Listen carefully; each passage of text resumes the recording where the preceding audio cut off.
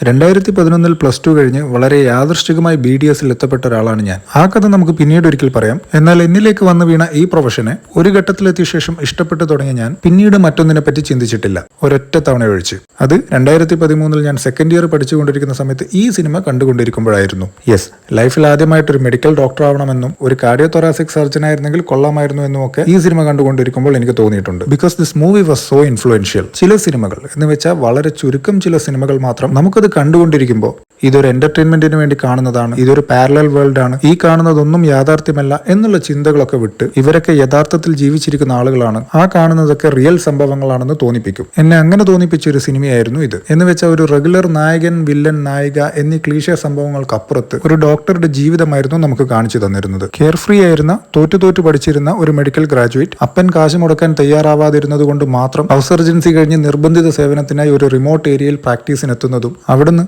ഒരു വ്യക്തി എന്ന നിലയിലും ഒരു ഡോക്ടർ എന്ന നിലയിലും അയാളുടെ ജീവിതം മാറി മറിയുന്നതും അവിടുന്ന് പഠിച്ച പാഠങ്ങളിലൂടെ തന്റെ പ്രൊഫഷന്റെ മഹത്വം മനസ്സിലാക്കിയ അയാൾ വിദേശത്ത് പോയി തുടർ പഠനം നടത്തി നാട്ടിലേക്ക് തിരിച്ചു വന്ന് എത്ര കോംപ്ലിക്കേറ്റഡ് കേസും സ്വന്തം റിസ്കിൽ ചെയ്യുന്ന ഒരു ഡെഡിക്കേറ്റഡ് ഡോക്ടറായി മാറുന്നതുമാണ് ഈ സിനിമയുടെ ഉള്ളടക്കം. പിന്നെ ഇതിനൊരു സിനിമാറ്റിക് ആംഗിളിലേക്കാക്കാൻ ഞാൻ അവസാനം സൂചിപ്പിച്ച ഒരു കോംപ്ലിക്കേറ്റഡ് കേസിന്റെ ബേസിലാണ് ഇതിന്റെ കഥ മുന്നോട്ട് പോകുന്നത്. എനിവേസ്, ഈ സിനിമയൊക്കെ കാണാത്തവർ ചുരുക്കമായിരിക്കുമെന്ന് എനിക്കറിയാം. എന്നാലും ആരെങ്കിലും കാണാത്തവരുണ്ടെങ്കിൽ തീർച്ചയായും കണ്ടു നോക്കുക.